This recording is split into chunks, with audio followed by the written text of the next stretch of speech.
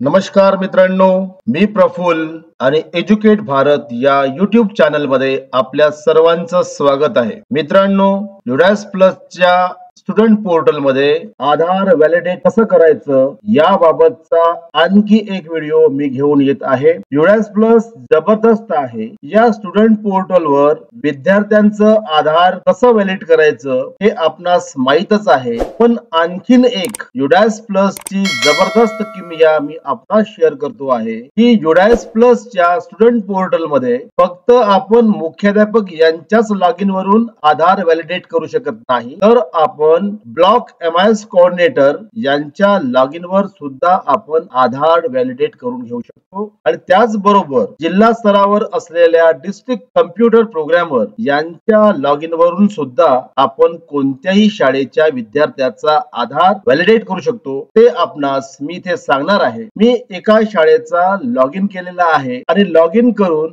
List of all students वर click केल्यानंतर त्या शाळेमध्ये असलेल्या मुलांची यादी माझ्या समोर आलेली आहे. आता बघा, मी शाळेच्या लॉगिन वर आहे आणि इथे राईट साइडला व्हॅलिडेट आधार फॉर नेम यावर जर मी क्लिक केलं तर काय होईल बघा. यावर मी क्लिक करतो आहे आणि क्लिक केल्यानंतर within a fraction of second Aadhaar validate झालेला आहे. पुन्हा एक मी दुसरा विद्यार्थी घेतो आहे, validate Aadhaar for name were click करतो आहे आणि हा विद्यार्थी सुद्धा व्हॅलिडेट झालेला आहे. तसंच मी एक तिसरा विद्यार्थी घेतो आणि यावर पुन्हा व्हॅलिडेट आधार वर क्लिक करतो आणि हा तिसरा विद्यार्थी सुद्धा व्हॅलिडेट झालेला आहे. शाळेच्या म्हणजेच मुख्याध्यापक यांच्या लॉगिन वरून आपण आधार व्हॅलिडेट करू शकतो, परंतु तालुका स्तरावरील ब्लॉक MIS कोऑर्डिनेटर किंवा डेटा एंट्री ऑपरेटर यांच्या लॉगिन वरून सुद्धा आपण एखाद्या शाळेच्या विद्यार्थ्याचा आधार व्हॅलिडेट करू शकतो. तर चला मग मी आता तालुका लॉगिन वर येतो आहे. हे तालुक्याचं लॉगिन आहे आणि तालुक्याच्या लॉगिन मध्ये जाऊन मी एका शाळेला ओपन केलेला आहे आणि ओपन केल्यानंतर बघा, मी एक शाळेचं लॉगिन तालुका स्तरावर ओपन केलेलं आहे. इथे मी जर एखाद्या विद्यार्थ्याच्या नावासमोर असलेल्या validate Aadhaar for name were जर क्लिक केलं तरी हा विद्यार्थी व्हॅलिड होतो. पुन्हा मी एखादा विद्यार्थी घेतो आहे आणि परत एकदा जर मी इथे क्लिक केलं तर हा सुद्धा विद्यार्थी व्हॅलिडेट झालेला आहे. पुन्हा एक विद्यार्थी मी घेतो आहे आणि तो विद्यार्थी सुद्धा व्हॅलिडेट झालेला आहे. आणखीन एक तालुका स्तरावरून मी पुन्हा एक विद्यार्थ्याच्या validate Aadhaar for name were click करतो आहे आणि हा विद्यार्थी सुद्धा व्हॅलिडेट झालेला आहे. शाळा स्तरावरच्या लॉगिन वरून 3 विद्यार्थी व्हॅलिडेट केले. तालुका स्तरावरच्या लॉगिन वरून मी 4 विद्यार्थी व्हॅलिडेट केले. आता मी जिल्हा लॉगिन वर जातो आहे, जे डिस्ट्रिक्ट कम्प्युटर प्रोग्रामर यांचं लॉगिन आहे. मी ते ओपन केलेलं आहे. ओपन केल्यानंतर मी एक विद्यार्थी घेणार आहे आणि त्या विद्यार्थ्याचा आधार व्हॅलिड होतो की नाही हे चेक करणार आहे. या विद्यार्थ्याच्या समोर असलेल्या validate Aadhaar for name were click करतो आहे आणि हा विद्यार्थी फेल झालेला आहे. काही हरकत नाही, आपण दुसरा विद्यार्थी घेऊ. दुसऱ्या विद्यार्थ्याच्या आधारवर क्लिक करतो आहे, तो व्हॅलिडेट झालेला आहे. आणखीन एक विद्यार्थी मी घेतो आहे, त्याच्यावर क्लिक केलं, तो पण व्हॅलिडेट झालेला आहे. आणखीन एक विद्यार्थी घेतला आणि हा विद्यार्थी फेल झालेला आहे. पुन्हा एक विद्यार्थी आपण घेऊ आणि तो विद्यार्थी सुद्धा फेल झालेला आहे. आणखीन एक विद्यार्थी घेऊ आणि हा विद्यार्थी व्हॅलिडेट झालेला आहे. 3 वेगवेगळ्या लॉगिन वर कोणत्याही शाळेच्या स्टुडंट पोर्टलला जाऊन तालुका स्तरावरून किंवा जिल्हा स्तरावरून किंवा शाळा स्तरावरून मी विद्यार्थ्यांचे आधार व्हॅलिडेट करू शकतो. हे ल्युडॅस प्लसचं एक जबरदस्त मॅजिक आहे आणि ते मॅजिक मी आपणास या व्हिडिओच्या माध्यमातून शेअर केलेलं आहे. मी पटापट विद्यार्थ्यांच्या या टॅब वर क्लिक करतो आहे. असे अनेक विद्यार्थी आजही व्हॅलिड व्हायचे आहेत. आपल्याला फक्त लॉग इन करून लिस्ट ऑफ ऑल स्टुडंट्स वर जाऊन validate Aadhaar for name were click करत जायचं आहे. जेवढे विद्यार्थी व्हॅलिड होतील तेवढे विद्यार्थी व्हॅलिड करायचे आहेत. परंतु मित्रांनो, आजचा माझा हा video validate Aadhaar for name यासाठी नाही आहे, तर आपल्या समोर हे जे विद्यार्थी फेल झालेले आहेत किंवा त्यांच्या समोर आधार मिसमॅच आलेला आहे यासाठी मी हा व्हिडिओ तयार करतो आहे. आणि आपणास परत एकदा माझी विनंती आहे की हा व्हिडिओ आपण शेवटपर्यंत बघावा, कारण या व्हिडिओ मध्ये मी ल्युडॅस प्लस आणि सरळ प्रणालीच्या स्टुडंट पोर्टलचा वापर करून विद्यार्थ्यांचे आधार कसे व्हॅलिडेट करायचे हे मी आपणास सांगणार आहे. तर हे आपणास समजलं आणि हे आपण जर करू शकलात तर मग एकही विद्यार्थी किंवा काही विद्यार्थी शिल्लक पण राहतील परंतु 97 ते 98% विद्यार्थी व्हॅलिड होणार आहेत. तर चला मग आपण युडायस प्लस आणि सरळ प्रणालीचं स्टुडंट पोर्टल या दोघांच्या माध्यमातून विद्यार्थ्यांचे आधार कसे व्हॅलिड करायचे हे जाणून घेऊया. तर बघा, हे मोझिला ब्राउझर आहे. या मोझिला ब्राउझर मध्ये मी सरळ प्रणालीचं स्टुडंट पोर्टल ओपन केलेलं आहे आणि इथे मी अपडेट स्टुडंट्स डिटेल वर क्लिक करतो आहे आणि क्लिक करून कुठला तरी एक वर्ग मी घेतो आहे. मी दुसरा वर्ग सिलेक्ट केलेला आहे, गो वर क्लिक केलेला आहे आणि मग आपल्या समोर त्या शाळेमध्ये असलेल्या सर्व विद्यार्थ्यांची यादी पाहायला मिळेल. त्याच्यानंतर मी क्रोम वर युडायस प्लस ओपन केलेला आहे आणि इथे मी list of all students open केलेला आहे. आता बघा, आपण कुठला तरी एक विद्यार्थी घेऊ. हा तिसरा वर्ग आहे आणि या तिसऱ्या वर्गातल्या एका मुलाचा आधार मिसमॅच झालेला आहे आणि व्हेरिफिकेशन फेल्ड फ्रॉम UIDAI झालेला आहे. मी सरळ प्रणालीमध्ये जातो. इथे मी तिसरा वर्ग सिलेक्ट करतो आणि तिसरा वर्ग सिलेक्ट करून मला विद्यार्थ्यांची यादी प्राप्त होईल. आता मला युडायस प्लसच्या पोर्टलवर परत जायचं आहे. ज्या विद्यार्थ्याचा आधार मिसमॅच झालेला आहे तो विद्यार्थी इथे आपल्याला दिसतो आहे. मी परत सरळ प्रणालीच्या स्टुडंट पोर्टलवर जाणार आणि इथे तो विद्यार्थी मला सर्च करायचा आहे. मी विद्यार्थी सर्च करतो आहे. सर्च केल्यानंतर आपल्या समोर एक विद्यार्थी पाहायला मिळेल आणि या विद्यार्थ्याचा आधार व्हॅलिडेट झालेला आहे, परंतु युडायस प्लस मध्ये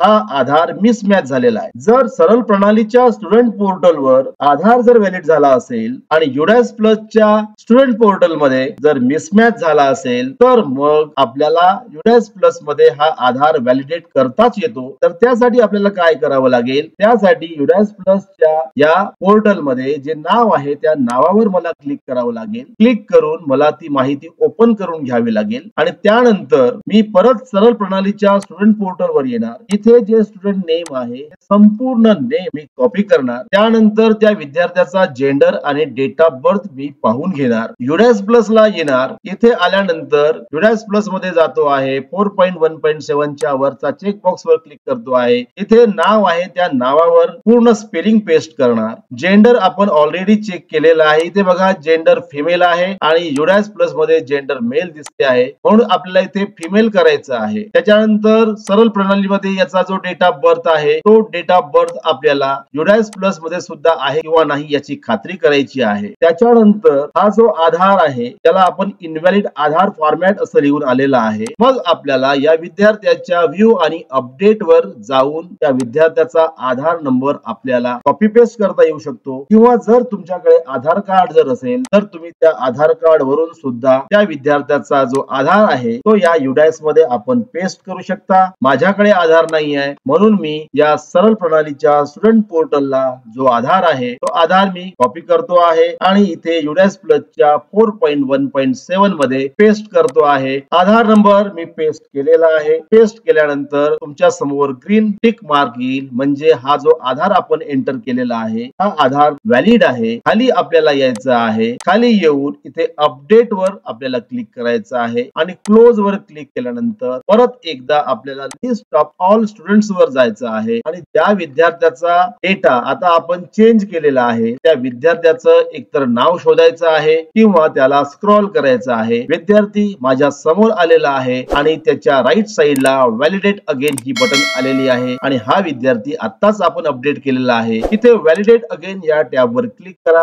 आणि बघा, हा विद्यार्थी व्हॅलिड झालेला आहे. अशाच पद्धतीने मी पुन्हा एक विद्यार्थी घेणार आहे. आणखीन एक विद्यार्थी युडायस प्लसच्या स्टुडंट पोर्टलला इनव्हॅलिड आहे किंवा मिसमॅच आहे, तो विद्यार्थी आपल्याला बघून घ्यायचा आहे. मी परत एकदा सरळ प्रणालीच्या स्टुडंट पोर्टल वर येणार आणि जो विद्यार्थी आता आपल्या समोर मिसमॅच मध्ये आहे त्या विद्यार्थ्याला आपण सरळ प्रणालीच्या स्टुडंट पोर्टल मध्ये सर्च करणार. सर्च केल्यानंतर तो विद्यार्थी आपल्या समोर आलेला आहे आणि त्याच्या समोर व्हॅलिडेटेड असं लिहून आलेलं आहे. तर इथे स्टुडंट नेम जे काही असेल ते आपल्याला कॉपी करावं लागेल. कॉपी करून मग आपल्याला त्याचं जेंडर आणि डेट ऑफ बर्थ सुद्धा पाहून घ्यावं लागेल. युडायस प्लस मध्ये मी येतो आहे. डाव्या साइडला असलेल्या विद्यार्थ्याच्या नावासमोर मी क्लिक करतो आहे. क्लिक केल्यानंतर 4.1.7 च्या वरचा चेक बॉक्स वर क्लिक करतो आहे आणि जे नाव मी आता कॉपी केलेलं आहे नाव इथे मी पेस्ट करणार आहे. नाव पेस्ट केलेलं आहे. त्याचा जेंडर आपल्याला परत एकदा सुद्धा खात्रीपूर्वक बघायचं आहे, डेट ऑफ बर्थ सुद्धा बघायची आहे. मी सरळ प्रणालीच्या स्टुडंट पोर्टलवर